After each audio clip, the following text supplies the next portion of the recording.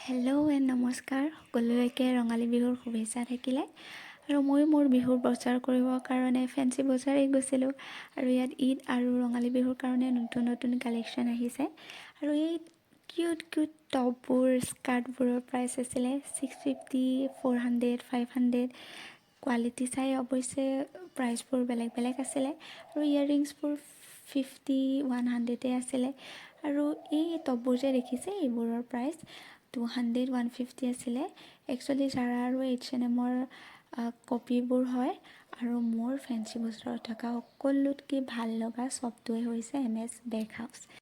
ইয়াত চিলড্ৰেনৰ এডাল্টৰ হিলছ বেগ হোম ডেকৰৰ বিভিন্ন ধৰণৰ বস্তু পোৱা যায় আৰু ইয়াৰ প্ৰাইচবোৰো খুব এফৰ্ডেবল হয়।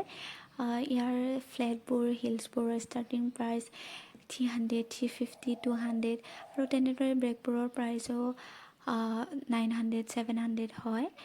বাকী আপোনালোকে ভালদৰে গ'লে চাই ল'ব আৰু ইয়াৰ ল'ৰা মানুহৰো টি চাৰ্টবোৰ পোৱা যায় যিবোৰৰ প্ৰাইচ 200 400 আছিল।